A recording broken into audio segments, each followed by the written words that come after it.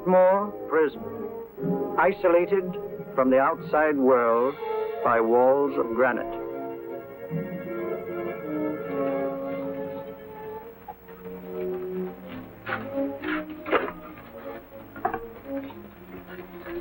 They say you could get out of here by merely telling what you know. You may or may not be another Scotland Yard bloke, but I'll give you the same answer I gave the others. I still have 2 years, 8 months, and 6 days left in which to make musical boxes. That'll be sold at auction for the benefit of this delightful sanctuary. And I intend to serve them.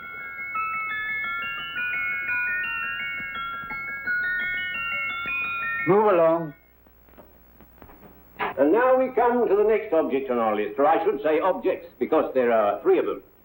Now, ladies and gentlemen, these can be bought together or separately. Now, these beautiful little musical boxes only arrived this morning, and I didn't intend to put them on the auction block until later, but I'm going to sell them now. So, good friends, as our old pal Mark Antony used to say, lend me your ears. And what do you hear? Right. The beautiful tinkle-tinkle of a musical box. What a lovely trinket. What a beautiful gift. Created and made by loving hands. A thing of beauty and utility. I was going to start with £5. It's a bargain, £5. Do I see any hands? If there's a connoisseur in the house, will go £3 for it. £2. £1. 10 shillings. Thank you, sir. Ladies and gentlemen, 10 shillings is offered for a musical box you couldn't buy anywhere in London for less than £5. It'd be stealing to let it go for 10 shillings. Like taking milk from a baby. All right, we're selling for 10 shillings. 10 shillings, 10 shillings is offered, 10 shillings is offered, 10 shillings is offered. And anybody give him £1? For every £1? And one someone won't give me £1. £1, £1 is offered, £1 is offered, ladies and gentlemen, £1 is offered against you, sir. Will you go to £2? Will you go to £2, sir? £2. £2 is offered. £2 is offered. Going once, twice, third and the last call. Sold to the gentleman for £2. Sorry, my dear. Now, ladies and gentlemen, comes the opportunity to purchase an exact duplicate of the beautiful little musical box just bought by this gentleman for the ridiculous low price of £2. Oh, it's exactly the same. Exactly the same. Made with the same hands. You hear that? Isn't that lovely? That tinkle, tinkle, tinkle, tinkle. Sounds like Bow Bells to me, you know, with little angels pulling on the ropes, eh? Who'll give me £2 for it? Who's starting with £2? Will anybody start with £2? Oh, come, ladies and gentlemen. You know, from your enthusiasm, we might all be in Scotland instead of London. Please buy it for me, Daddy. £2, certainly not. We all might be in Scotland. Besides, I don't like his manner. £1, 10 shillings. £1. £1 is ours. £1 is offered. £1 is offered. Going £1. Any advance? Going once. Going twice. The third and the last call. Sold to the lady for £1. Smart bidding, my dear. Thank you. We come to the third and last of these beautiful little musical boxes. Exactly the same. Tinkle, tinkle. Isn't that lovely? Ladies and gentlemen, I don't bring you here to gull you and swindle you. This is the exact replica of the 2 I just sold before.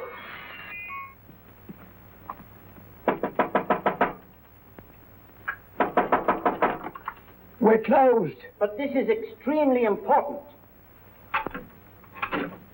Come in, sir, come in. I'm sorry to disturb you, but I was unfortunately delayed from arriving in time to bid on certain articles which I was rather anxious to obtain. Or perhaps they weren't sold, sir.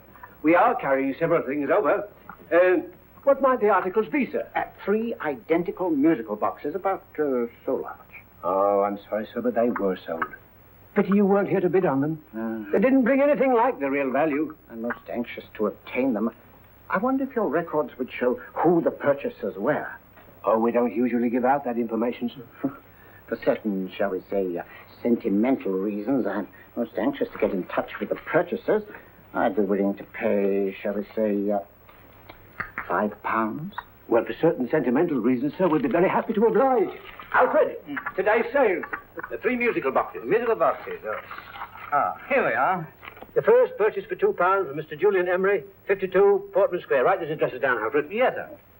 Second didn't leave any name. Oh, how unfortunate. I think she's a dealer. You see, they don't like us to know where the things are going. On account of the profits. You say the second purchaser was a woman.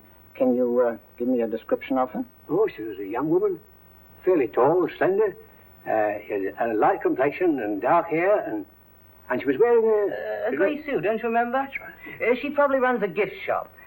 She paid £1. You say she comes here fairly frequently? No, I didn't say so. But she does, sir. Like as not, she'll come in on Thursday. We have sales on Mondays and Thursdays. Oh. And the third box? The third? Oh, Mr. William Kilgore, 143B Hampton Way. For 10 shillings. Quite a drop from £2. Mr. Kilgore was a Scotchman. Oh. Well, thank you. You've been most helpful. Oh, thank you, sir. And any time you're passing, dropping, we always have lovely things for sale. Our card, sir? Thank you. I'll be back Thursday.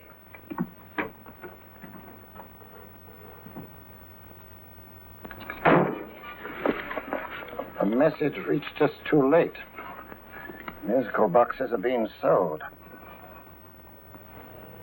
Well, let's get out of here.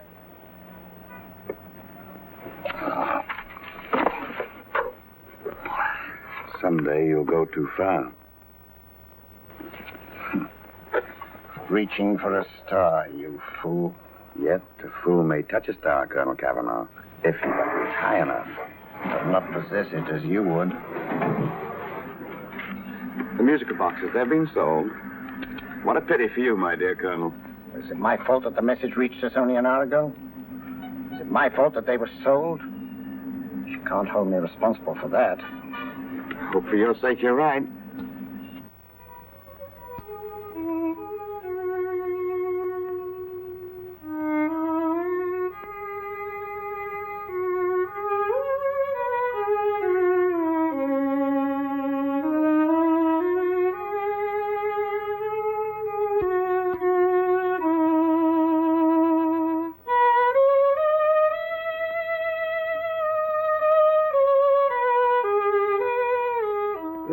Upon you tonight at 7:45, a gentleman who desires to consult you upon a matter of the very deepest moment. Do you remember that letter, Holmes? It was written over 2 years ago. An interesting case. Devilishly interesting. Irene Adler. What a striking-looking woman from the brief glance I had of her. Seems only yesterday. What charm. What poise. And what a mind. Sharp enough and brilliant enough to outwit the great Sherlock Holmes himself. I take it the new issue of the Strand magazine is out, containing another of your slightly lurid tales. Indeed. And what do you call this one? I call it A Scandal in Bohemia. Not a bad title, eh? If you must record my exploits, I do wish you'd put less emphasis on the melodramatic and more on the intellectual issues involved. More on the What do you mean by that? Well, I do hope you've given the woman a soul. She had one, you know. By the woman, I suppose you mean Irene Adler. Yes. I shall always remember her as the woman.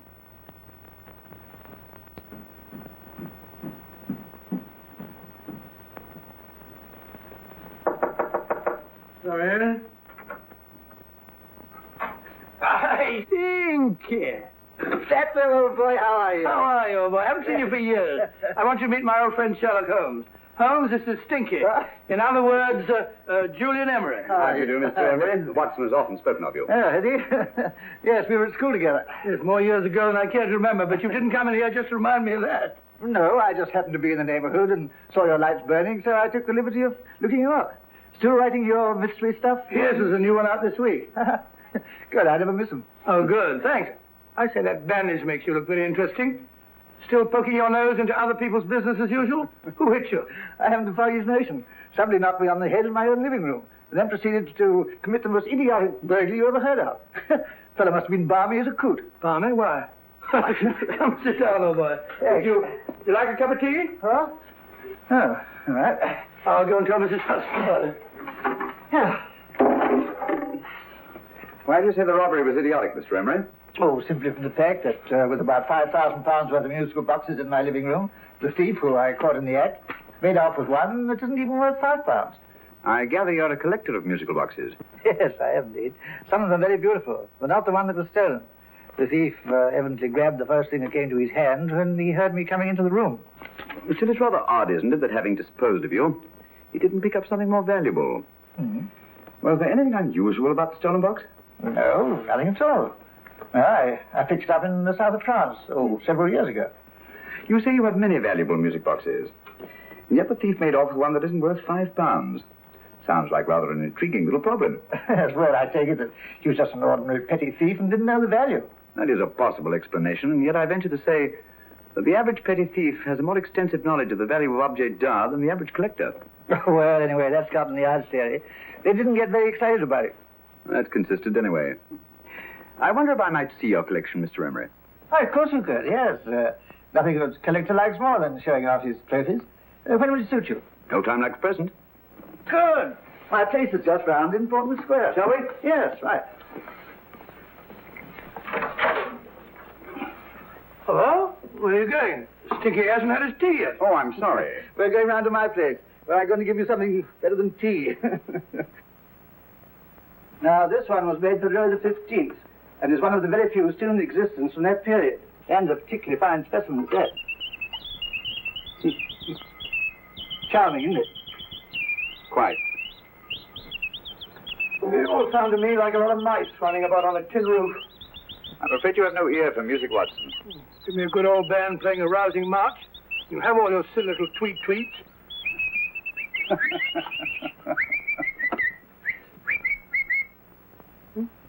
Another room. This is me.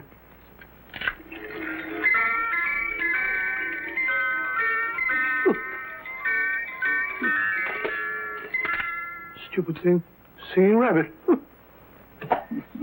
What would you say offhand is the value of a box like that, Mr. Emery? Well, it's hard to say offhand, but I think we'll bring about £500 or £600 today. It's the gem of my collection. Yet a thief who steals an oddity like a musical box passes up one worth £500 for one of almost no value at all. Odd. Very odd. What was a stolen box like, Mr. Emery? Oh, just a plain wooden box about so big. Mm-hmm. As a matter of fact, I have one over here almost exactly like it. I picked this up yesterday at an auction room in Knightsbridge. Paid only £2 for it. Of course, I wouldn't in the ordinary way add one like this to my collection, but the tune intrigued me. I'd never heard it before.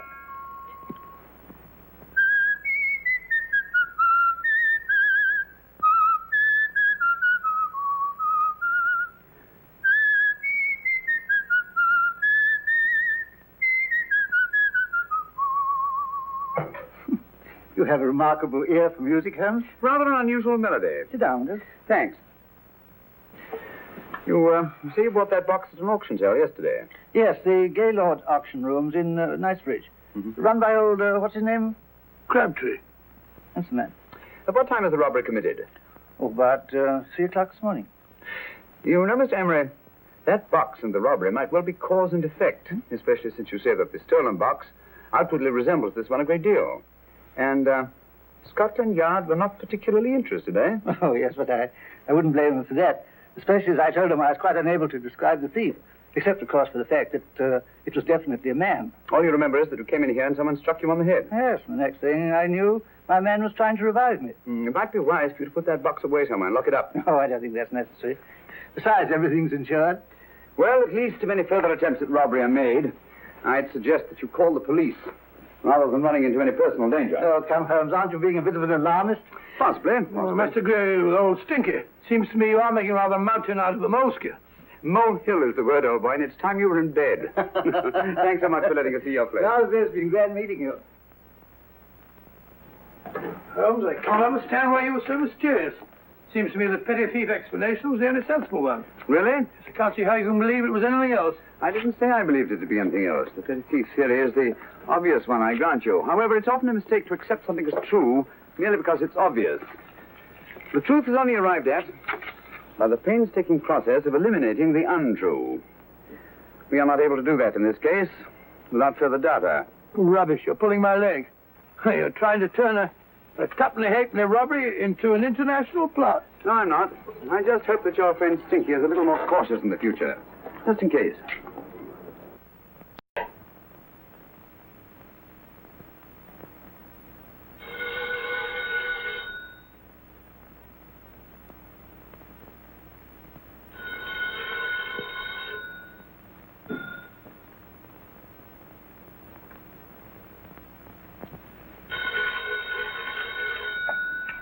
Yeah? Yeah? Julian Emery here. Who? Of course I remember you, Mrs. Courtney. Yes.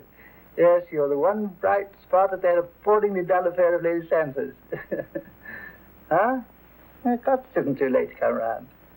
Yes, I shall be delighted to give you a drink. I tell you what, come straight up and I'll leave the door unlatched. Right, that's, what, 15 minutes? Good. I shall be counting each moment. No, I mean that, really. Right, goodbye.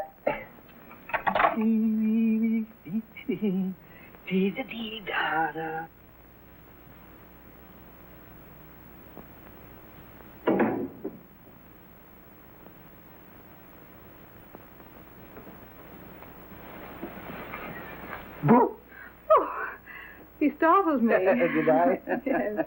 Must be the pixie in me. I know I shouldn't have called you so late, but I was at a party just around the corner, and I remembered your invitation to see your collection of musical boxes. My dear Mrs. Courtney, the pleasure is all the greater for being so unexpected. My friends call me Hilda. Thanks. Mine call me Stinky. Thank you, how quaint. Oh, what a perfectly wonderful collection of musical boxes. You know, when you told me you had a collection, I had no idea it was so attractive. Yes. They appeal to the ear as well as to the eye. Oh, what a plain little one. Why, it looks just like a country cousin amid all this grandeur. No. You mustn't underestimate the country cousin. Only last night a burglar broke in here, and with all these to choose from, went off with one very much like it. Really? Yes, I don't mind the loss of the box so much, but I do resent this crack on the skull. But it makes you look so interesting. Oh, do you think so? Sorry, that's what old Fatso said. Fatso? I mean, Dr. Watson. He was here this evening with a friend, Mr. Holmes. He's interested in my collection, too. Sherlock Holmes? Yes. Do you know him? I've heard of him. Yes, he seems to think I'm in some sort of danger. What a haunting tune. It takes me right back to my childhood. Really? You know, it's odd that you should be interested in that particular musical box. Odd? Why? Because Mr. Holmes is also interested in it. He may have been more interested in the tune than in the box. My dear, yes, that's right. I remember now. He whistled it note for note, having heard it only once. Really? He must be a remarkable man. Bit of an alarmist, if you ask me. Don't you believe in warnings? Of course not. Who'd want a box like that? I would. You're not serious. Oh, but I am. Well, you put me in a very awkward position. I'm a collector, you know. And a collector buys but never sells. But if the price were high enough... The price has nothing to do with it. It's the principle of the thing. Yes, well, we haven't had our drink. No, thanks. I must be getting along. Must you really? I'm afraid so. You're not walking out on me, are you? My reputation. Stinky. I say, you know, you are an attractive woman. Thanks.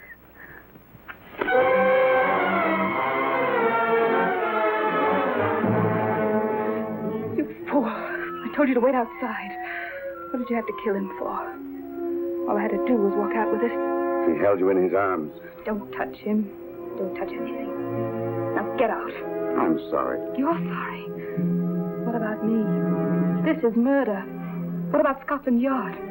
What about Sherlock Holmes? Now get out!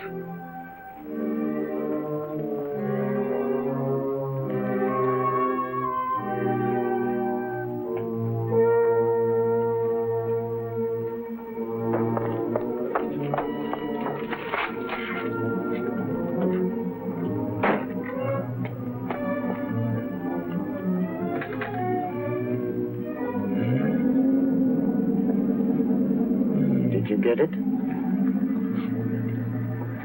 Good.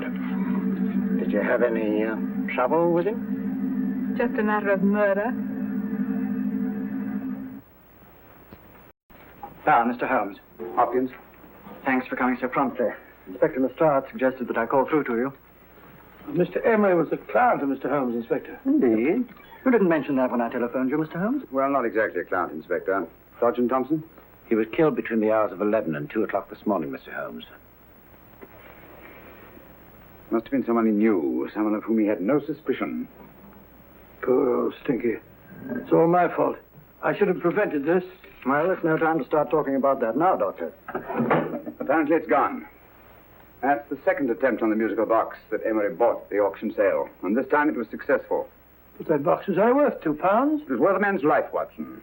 I think we'd better pay a visit to Gaylord's auction room and that fellow Crabtree.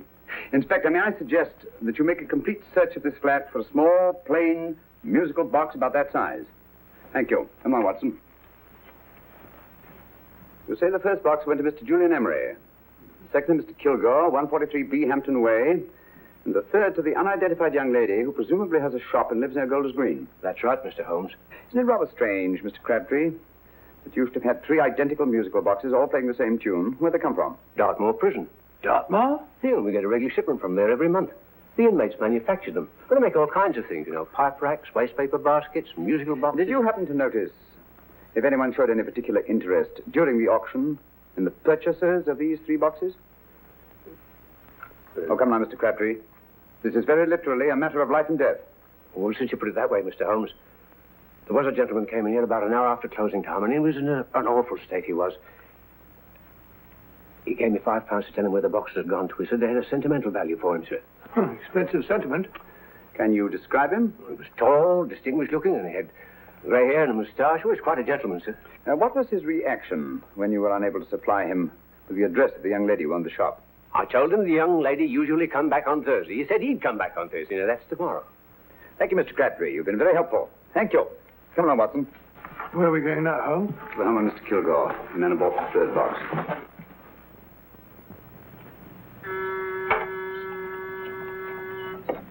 But hang it all, Holmes, how do you know those other 2 musical boxes are of any importance? I don't, but I certainly have no intention of waiting until the owners are murdered to find out.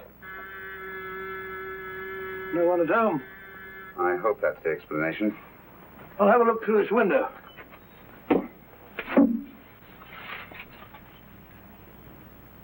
Doesn't seem to be anyone there. The whole place seems deserted as far as I can see. Yes. Mr. and Mrs. Kilgore at home? No. When do you expect them? Oh, in an hour or so. There's no use you're hanging about. They don't buy nothing from peddlers. Peddlers? My good woman, this is Mr. Sherlock Holmes. Sherlock Holmes? Oh, go on. Do you mind if we come in and wait? My business is rather urgent. Well, I've got to go out and do my shopping. And I don't know if Mrs. Kilgore'd like any strangers nosing about. Quite all right, I assure you. Well, I've got to be off. It's too late in the parlor. And no smoking either. Mrs. Kilgore says it smells up the house. Funny old girl, Hmm.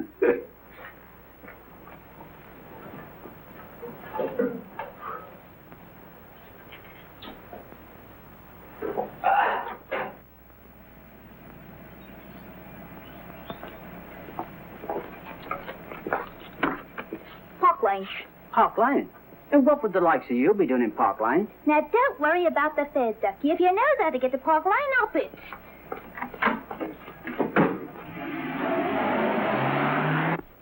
Holmes, I've been thinking.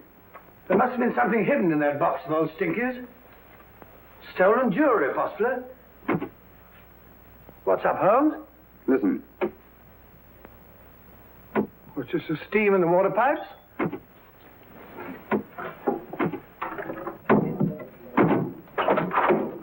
Watson! Great Scott! Come on, Holmes. Get on the chair here. It's all right, my dear. There. Now, don't worry. It's all over. There you are, dear. Don't cry anymore.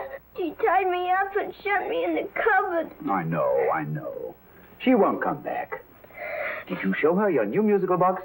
Yes, she said she wanted to hear it play. And as soon as I showed it to her, she grabbed on. I know. Now, don't worry. Nobody will buy you a new musical box. Yes, my dear, the best one in London. Watson. Oh, what a fool I've been. What do you mean, Holmes? She took the musical box out of this house in that market basket. Right under our very noses. Why could the Kilgore charwoman want to take the music box? She isn't a Kilgore charwoman. She's a consummate actress. An extremely clever, unscrupulous woman who will stop at nothing. Take care of her child, will you, Walter, till her parents get back. Explain everything to them. Of course I will. But, Holmes, where are you going? Somewhere, somehow, I must get to the young lady who bought that third musical box before our opponents find out. I only hope that I won't be too late. Oh, no, darling, you You mustn't cry any more. Now, cheer up. Would you like to hear old Uncle make a noise like a duck?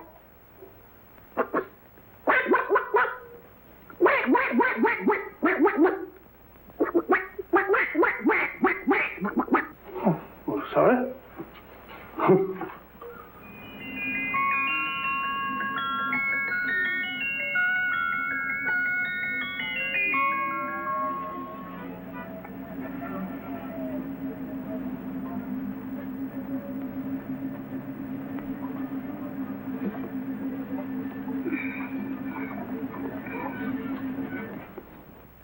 And now, ladies and gentlemen, how much am I offered for this beautiful lace Dresden china figurine?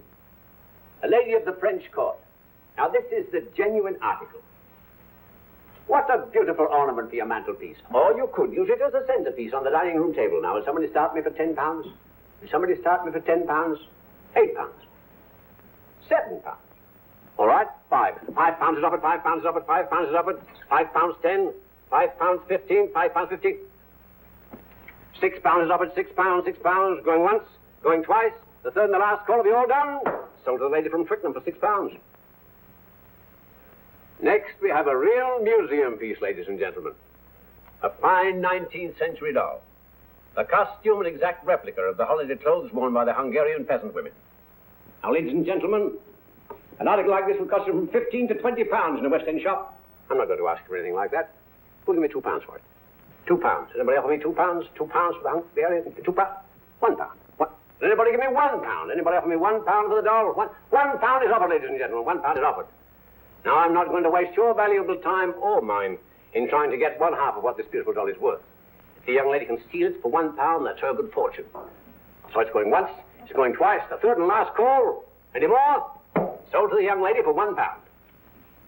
And now, ladies and gentlemen, may I draw your attention to something which may be a great surprise to you, worthy of any collection. The only other one like it is in the British Museum. It's a Ming vase of the 7th dynasty. This vase lay in a large collection somewhere outside Rome for over 2 centuries, I understand. It was discovered there by the noted antiquarian Sir Andrew Coppleston. Now, some of you may remember Sir Andrew Coppleston. Besides being a noted traveller and antiquarian, he's also a gentleman rider. A girl with a parcel in her hand. That's her. Are you sure that's the girl? Well, she fits perfectly the auctioneer's description. Follow her, Hamid.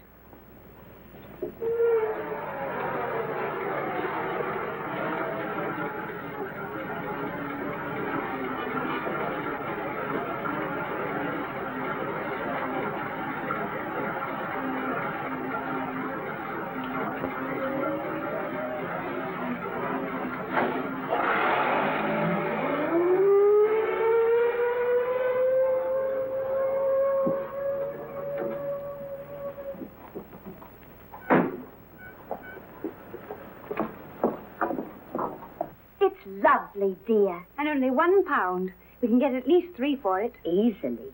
I'll go make some tea. I could do with a cup. Right. Good afternoon. Good afternoon. I'm looking for a birthday gift for a 7-year-old girl. What would you suggest? We have some lovely dolls. Now, this Hungarian... I think she has enough dolls already. Books are always welcome. Well, I'm looking for something a little different. Well, that's rather cute.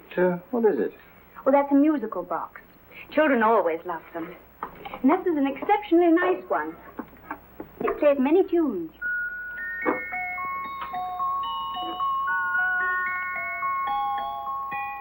Have you any others? Yes. If you'll just step this way. I have only 2 left.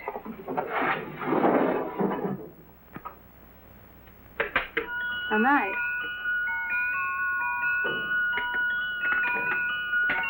Are you sure this is all you have? I'm sorry. They're rather hard to find, you know. That's our entire allotment. I did have one other, but I sold it earlier this afternoon. But it was only a plain wooden one. It wouldn't have been a very nice gift for a child. Really? Do you happen to know who the purchaser was? Why, yes. He left his card, just in case anyone should inquire for him.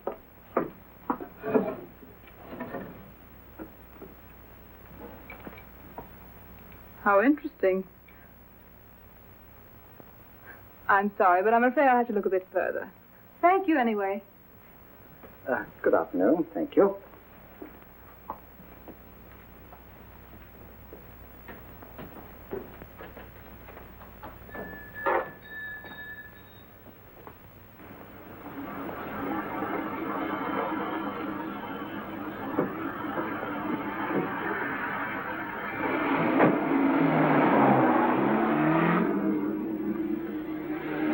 Heavy!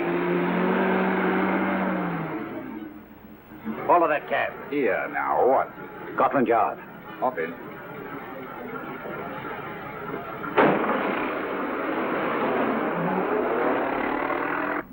Sherlock Holmes. I might have known.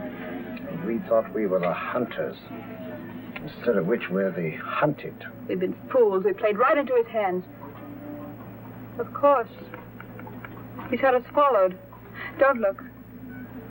The man in front of the toy shop. Hamid. Turn sharp right at the next corner and again at the next.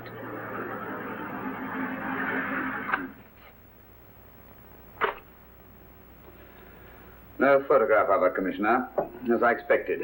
She's not a known criminal. But how do you expect to know if you do find her? After all, she was disguised as a charwoman. Don't worry, old fellow. If I ever see her again, I'll recognize her. Well, it won't be long till we know who they are and from where they operate. Who's covering them? Sergeant Thompson's following them, sir. They won't get away from him. He's a good man. We could have arrested them at Clifford's toy shop if we had any proof. But we know that they killed Emra. Proof, my dear fellow. We must have proof.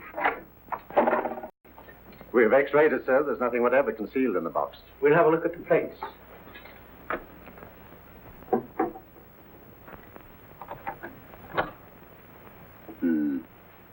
There must be some clue. And it's probably so obvious that we've all overlooked it. Seems to me we're up against a bunch of lunatics. Not lunatics, my dear fellow. Extremely astute, cold-blooded murderers. What can these little musical boxes have in them that's so important? Don't forget they were made in Dartmoor prison. You can smuggle stuff into prison, but not out. Do you want us to break the box apart, sir, to see if there's anything the x-ray hasn't caught? No, not yet. Do you mind if I take it? Certainly. Thanks.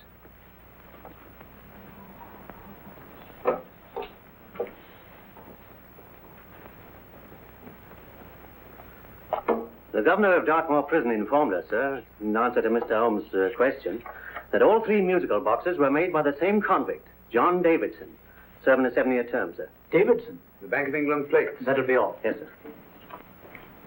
Now we're getting somewhere. Wait a minute. How did you know about the plates, Mr. Holmes? I'm a student of crime, Inspector. I make it my business to know about such things. And when the name of Davidson was mentioned... Oh, who is this fellow Davidson? As long as Mr. Holmes seems to know all about it already, I suppose there's no harm in telling you. 2 years ago in London, there occurred a robbery of such tremendous importance, Although the stolen articles themselves have no intrinsic value whatsoever, that the Home Secretary was instrumental in seeing that not a word of it appeared in any newspaper. But you never told me anything about this, Holmes. You were away at the time. Articles of no intrinsic value and yet of such importance? I don't understand. Davidson was apprehended within 15 minutes of committing the theft. But by that time, he'd hidden the articles in question and they've yet to be found. Before going further, Dr. Watson, I must inform you that this matter's not to be mentioned outside of this room. Of course not. Do I look like a man who'd gossip? Let's not go into that now, old fellow, shall we? Davidson had been employed for years in a position of extreme trust by the engravings department of the Bank of England. The articles he stole were nothing less than a complete duplicate set of plates for printing £5 notes. What? The Bank of England's own plates? Precisely. And with those plates, a gang of crooks could flood England with £5 notes, not forged in the usual sense of the word, but notes undetectable from genuine Bank of England notes in any way whatsoever. Good heavens. Any whisper at all might have resulted in enormous damage in shaking public confidence in the Treasury. We tried everything after we arrested Davidson. Offered him a shorter sentence if he'd tell us where he'd hidden the plates. Why, we even put in Scotland Yard men with him as cellmates, but no results. Obviously, Davidson's a man of strong character and infinite patience. Yet suddenly he feels impelled to smuggle out the secret of the hiding place of the plates to his confederates. Why? I don't understand, Mr. Holmes. Well, for example, has the Bank of England made any plans to radically change the design of the £5 note so that in, say, 7 years from now, notes made from the stolen plates would be worthless? Confidentially, Mr. Holmes, such a move was discussed. But replacing all the £5 notes in circulation would be such a Herculean task that nothing's been done about it as yet. I see. Of course, there is another possible explanation. Davidson didn't have much time to find a hiding place before he was captured. He may be afraid that the plates will be accidentally discovered before he's released. Hence his anxiety to communicate their whereabouts to his confederates as soon as possible. I believe you've hit it, Mr. Holmes. I'm sure that the message is contained in this musical box. Or rather, in all three musical boxes, since possession of all three seems to be essential. Our opponents have 2/3 of the puzzle, we have 1/3. Well, what are you going to do, Holmes? Try to deduce the message from the 1/3 that we have.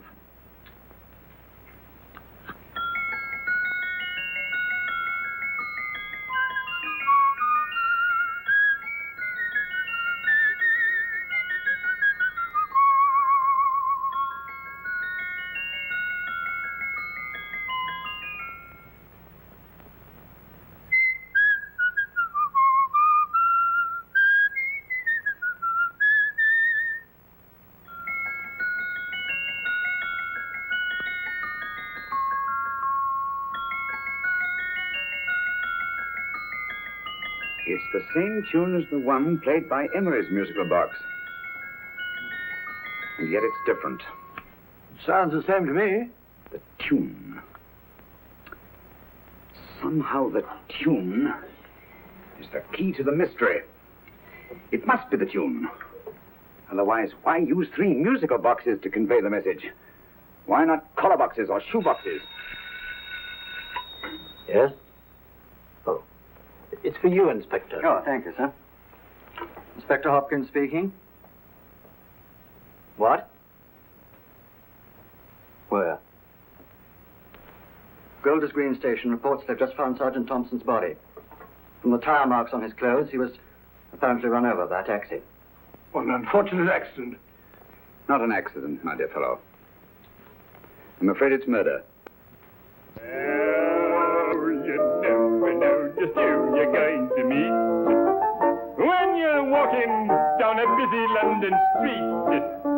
Mrs. Orchid to Mrs. Brown, any subject of the crowd. Oh, you never know just who you're going to meet. So you better hold your topper in your hand, just in case you meet a lady on the Strand. Girls will think you're kind of sweet, and your day will be complete. Oh, you never know just who you're going to meet. Now a gentleman is judged by his appearance. Yes, a gentleman is judged by how he talks. Now he's much better off when he's acting like a toff, especially if he's taking him a walk. What on earth is this outlandish place? A rendezvous for actors. Actors? Buskers, old boy. You've seen them 1,000 times. Actors who entertain the queues, waiting outside theaters. You never know just who you're going to meet when you're walking down a busy London street.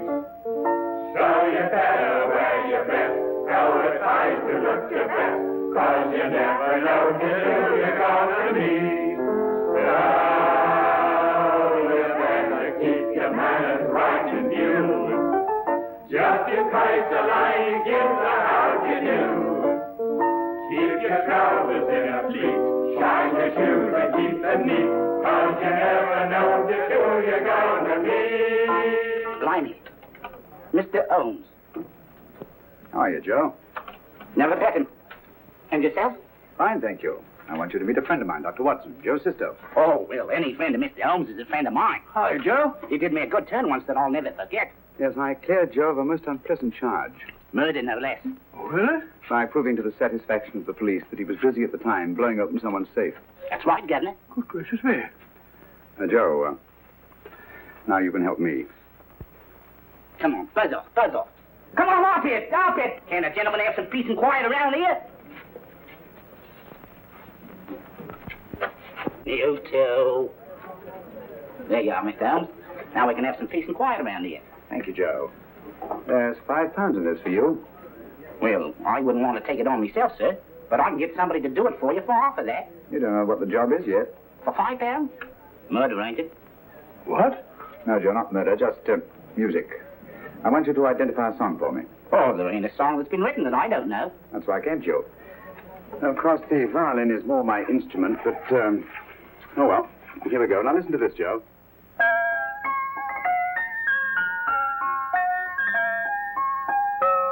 wait a minute. You're playing that wrong. That should be E natural, not E flat. You know the song? Oh, yes. It's an old Australian song called The Swag Man. But you're playing it all wrong. That's what I hoped you'd say. Now listen again, Joe.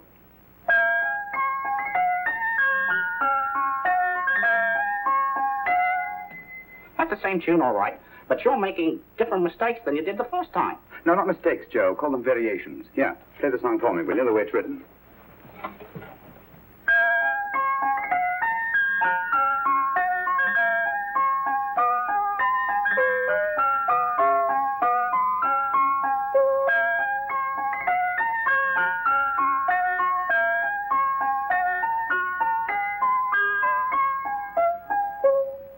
There you are. Thank you, Joe. What's it mean, Holmes? Are you onto something? Perhaps. I don't know yet. It's probably a code of some sort. Joe?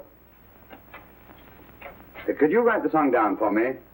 The way it was originally written? Oh, sure, Mr. Holmes. But it'll take a few minutes. Mm-hmm. Here, Mabel. Pale ale. Come on, up to it. Wrong with it.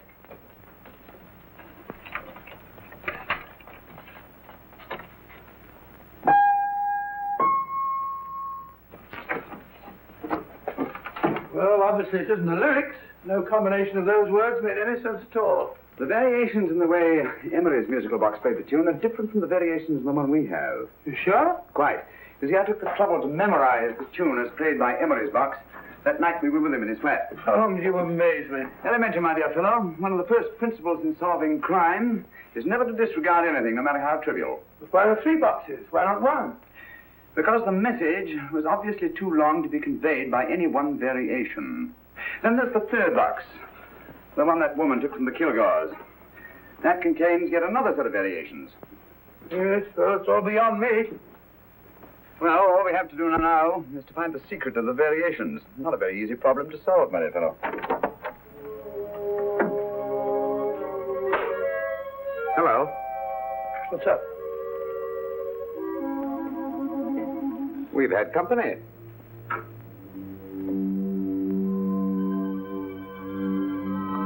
say, this is outrageous. Ask Mrs. Hudson to come in here, will you? Right.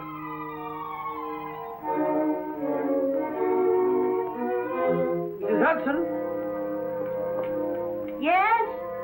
Oh, there you are. Will you come up here at once, please? Oh, coming, sir.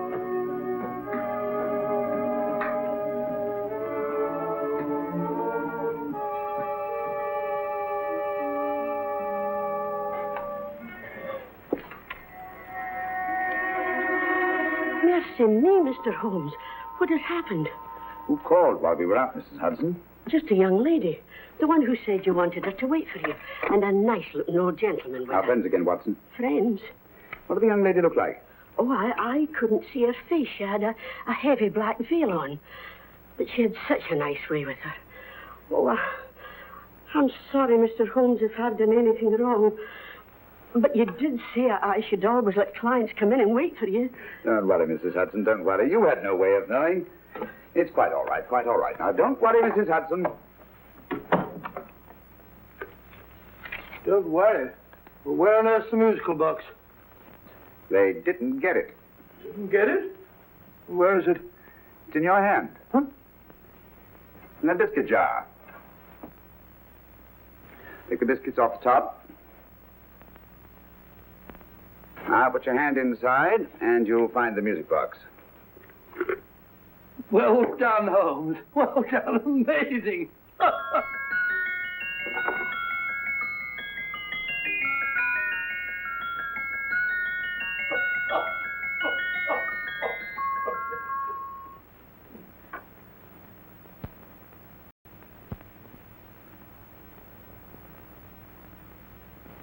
Whew. Nice fresh smell.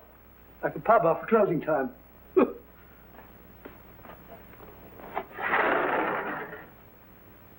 I say, Holmes. What? It's morning. Allow me to congratulate you on a brilliant bit of deduction.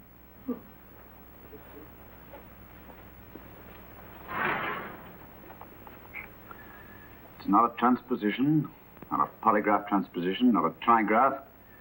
or any known form of decoding. How about the Morse code? Have you tried that? Yes, at about 3 o'clock this morning. I'm sorry, old man. I was only trying to help.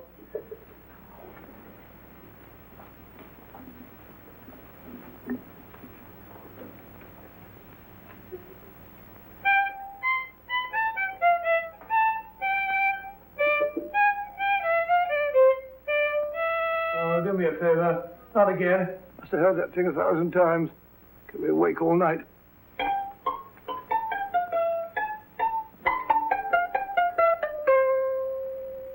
Not a very distinguished composition, I grant you. You know perfectly well I don't know one tune from the other. When I was a kid, my people tried to have me taught the piano. I've always felt sorry for that old teacher of mine. The poor old girl finally reached the point of numbering the keys for me. 1, 2, 3, 4. Even then, I never progressed beyond... Numbering the keys, Watson. The 19th key of the keyboard is the 19th letter of the alphabet. S. Here. Write it down when I give it to you, old fellow, will you? The first altered note. Write S first. Now, the 8th key is H. The 5th key, E. The 12th key, L. The 6th key, F. S-H-E-L-F. Shelf. Your piano lessons were not in vain, old fellow. You've solved it. Thank you. Thanks, Obin. Oh, Liz. We now have 2/3 of the message. Behind books, third shelf, secretary, Dr. S. Presumably, these are the first and second portions of the message. And this gang has the first and third parts of it. Precisely. Then it's a stalemate? Yes, Commissioner, but we can't leave it like that. There's no doubt in my mind that they'll try to secure our third of the message that's missing. Well, I assume you've taken every precaution to guard the Clifford music. Oh, yes, it's carefully hidden at Baker Street with Dr. Watson on guard. However, I'm reasonably certain that, difficult as it may be, we can find the plates even without the missing part of the message. Behind books, third shelf, secretary, Dr. S. Well, outside of the fact that Davidson hid the Bank of England plate somewhere in London, Mr. Holmes, I don't see that we've progressed at all. Allow me to point out to you, sir, the key words, Dr. S. It looks as if the plates were hidden in the house of the doctor. Whether S stands for his first or last initial remains to be determined by a process of elimination. Well, there must be 10,000 doctors in London with S for a first or last initial. Precisely. And every one of them will have to be questioned in person. That's why I say this is a task for Scotland Yard. It's a task, all right. But Scotland Yard has searched worse haystacks and found a needle. Well, for the time being, I'll leave the matter in your hands, gentlemen. We'll call you if and when we get a lead on our mysterious Dr. S. In the meantime, I intend to follow up a little clue concerning a cigarette.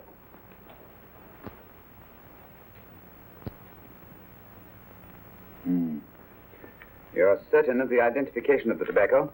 Absolutely. I have made up this special blend for only 3 customers. It is almost pure Egyptian, with admixture of latakia for added body, and a pinch of perique. Merely a whisper, as one might say, for elusive fragrance. Yes. And the 3 customers? Major Wilson in Bombay, India. Mrs. Catherine Leamington Smith in Ireland. Yes, and the third? Mrs. Hilda Courtney of Park Mansions, Bryanston Square. Thank you. Thank you very much. You've been most helpful. It is a pleasure to have been of service, Mr. Holmes.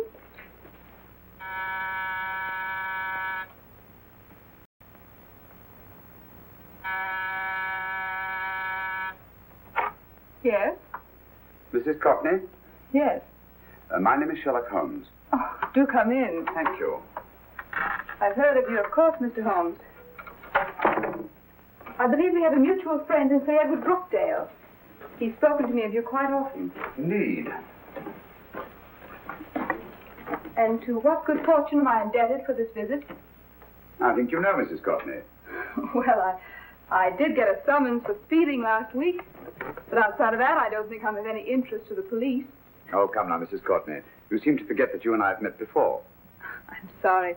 I'm sure I would have remembered meeting the great Sherlock Holmes. Please sit down. Thank you. You say we met before? Yes. At the home of Mr. and Mrs. Kilgore, 143B Hampton Road. Kilgore? I don't think I know anyone of that name.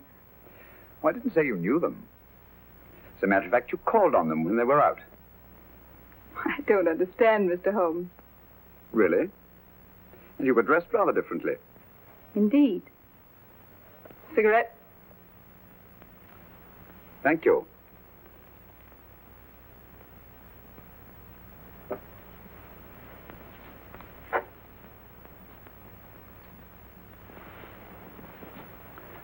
Thank you. You know, Mrs. Courtney, people generally forget in assuming a disguise that the shape of the ear is an almost infallible means of recognition and identification to the trained eye. Evidently, you've mistaken me for someone else. Oh, no, not at all. Though naturally, I expected your denial. But when you paid your visit to my rooms at Baker Street, you carelessly left behind another identification. They're, identical, aren't they? Yes, I must admit they are. You see, Mr. Holmes, to catch one as clever as you, I had to use a very special lure. I knew you'd be unable to resist the bait of my cigarette, having read with great interest your monograph on the ashes of 140 different varieties of tobacco. I should advise you not to move, Mr. Holmes. I must congratulate you on your ingenuity, Mrs. Courtney. It was indeed a brilliantly designed trap. Thank you, Mr. Holmes. Praise from a master is indeed gratifying. I shall always cherish the memory of your flattering words. Memory? Precisely. I'm afraid these gentlemen have a most regrettable task to perform. Unless, of course, you care to turn over the missing musical box with your pledge to take no action against us in the future. I'm afraid that will be impossible. I thought that would be your answer. Hamid! Careful! Careful. There's no need to be unnecessarily rough with our distinguished guest. You realize, Mr. Holmes, that your demise will not take place here. The corpus delicti, you know. Well, naturally. Shall we go? It's so fearfully awkward having a dead body lying about. Don't you agree, Mr. Holmes? Another dead body shouldn't weigh too heavily on your conscience, Mrs. Courtney.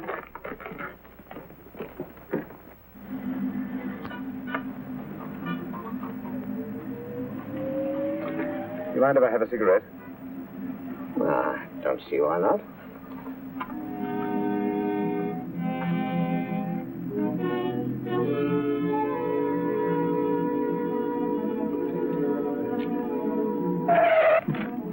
Be careful, Hamid. It's the brakes they bind. Thank you, Colonel Kavanagh. It's very considerate of you.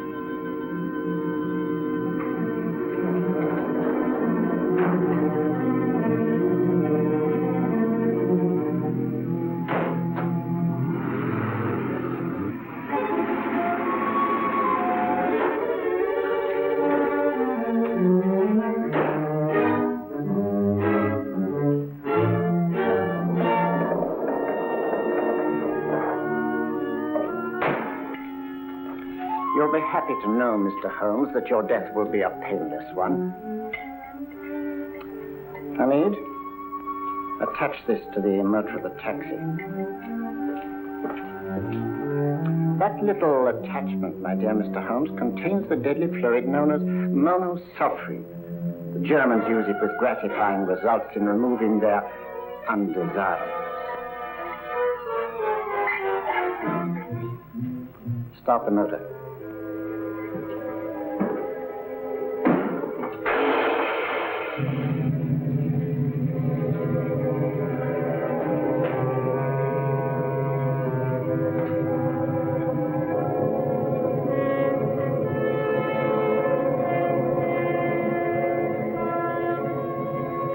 Tape his mouth.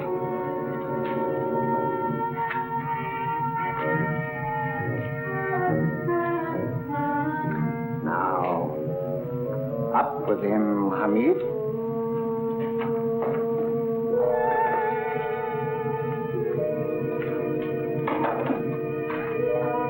You find yourself like Muhammad's coffin, Mr. Holmes, suspended between heaven and earth. Plenty of fuel in the tank? Good. It would be too bad to have anything go wrong through so simple an oversight.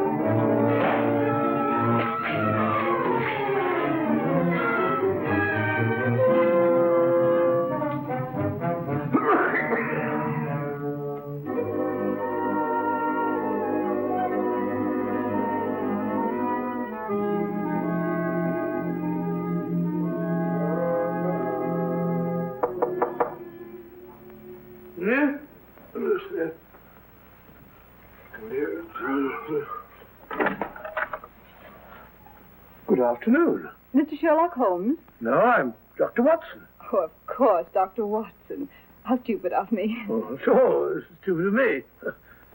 Won't you come in? Well, I really came to see Mr. Holmes. Oh, I'm afraid he's out. I don't know when he'll be back.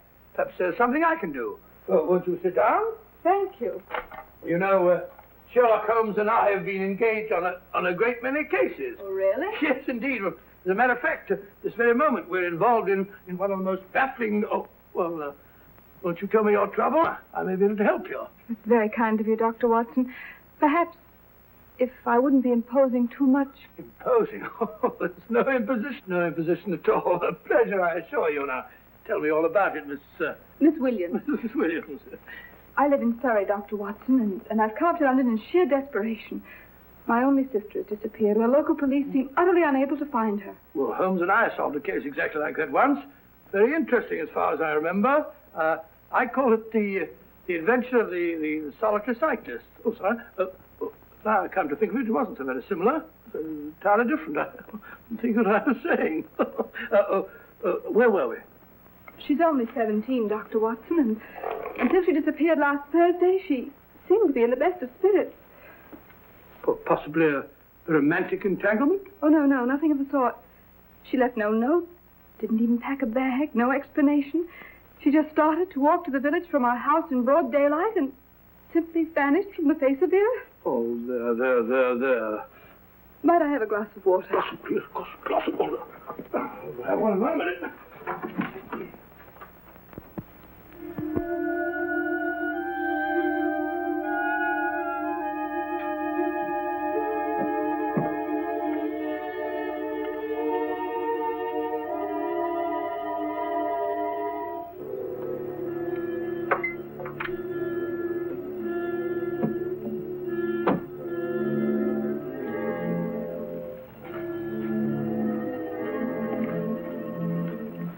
There you are, my dear. Thank you, Dr. Watson. No, you're not to cry anymore. You must pull yourself together. Oh, I feel much better already knowing that you're going to help me. Oh, Dr. Watson, look! Good heavens!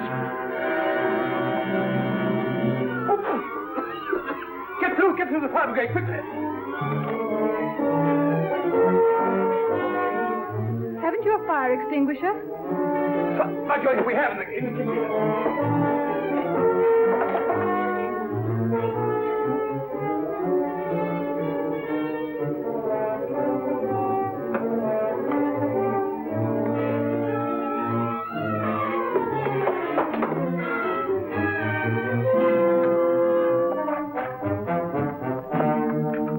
Don't you worry, Miss Williams. We'll have this thing out in no time.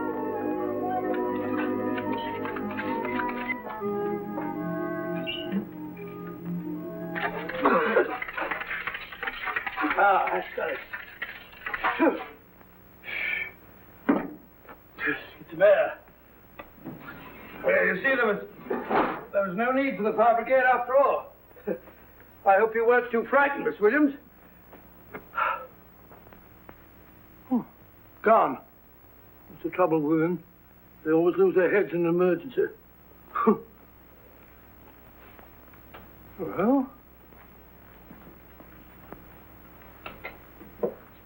a musical box.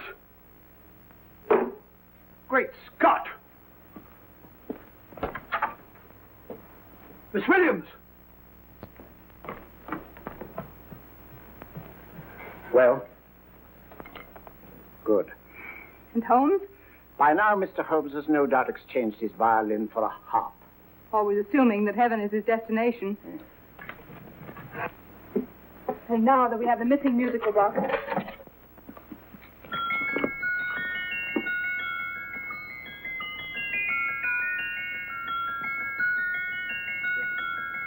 '19th note. 19th letter. Yes. He hasn't been there, you say? Holmes, where on earth have you been? I've been trying to get you at the club, at Scotland Yard, all over London. You're looking for me in the wrong places. Holmes, terrible things happened. I've been duped.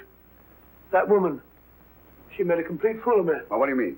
Well, she came here, let off a smoke bomb. I thought the whole place was on fire, and my first thought was to save the musical box. No need to say any more. She has the box. Yes.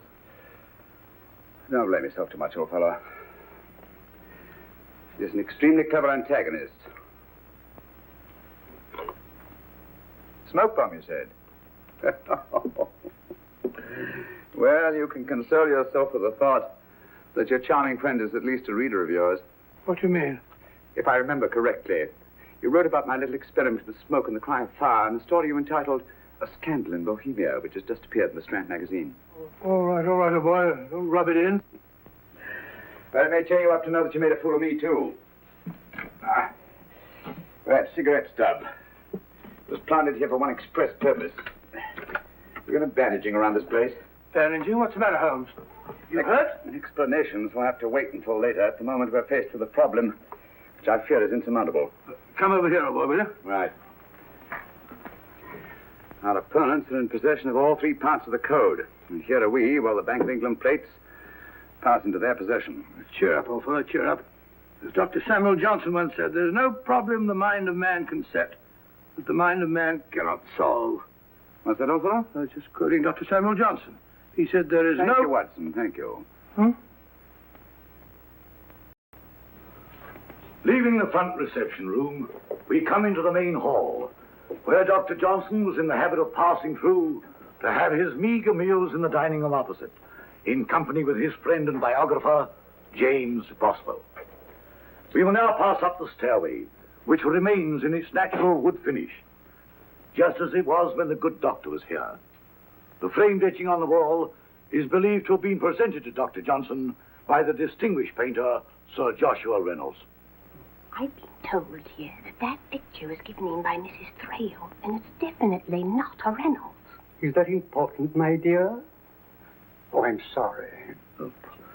This way, ladies and gentlemen, please, this way. Move along, children, move along. The secretary's not on this floor. Patience, Hamid. I've a feeling My that... dear Colonel, with Sherlock Holmes out of the way, what could go wrong?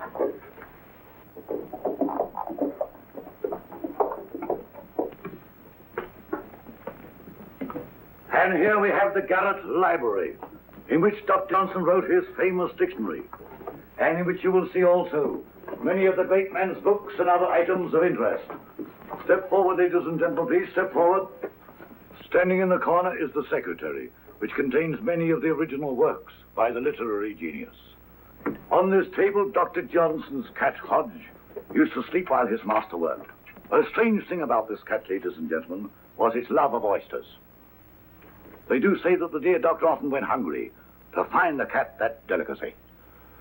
What a pity. Now we will visit the grey room, which is immediately below us, in which you will see the very bed in which Dr. Johnson died. What did he die of? Gout. Just gout. This way, ladies and gentlemen. Mind the steps, please.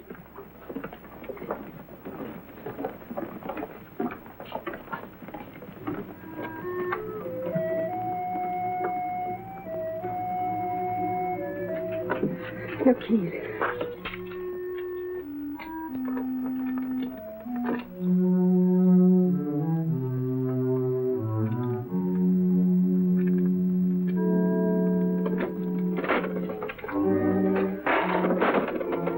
Third shelf up.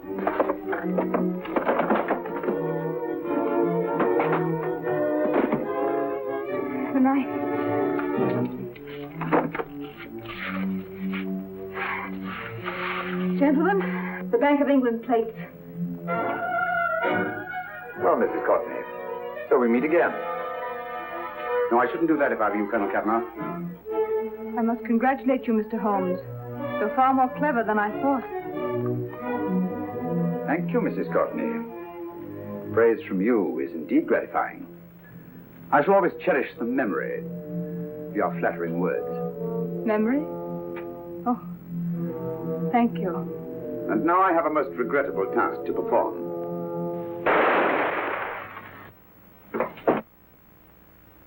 Holmes! Coming, Holmes! Holmes! You all right? Perfectly, thank you, old fellow, but I think this gentleman on the floor requires some medical attention. We must see that he looks his best, you know, when he's hanged. Take them in charge.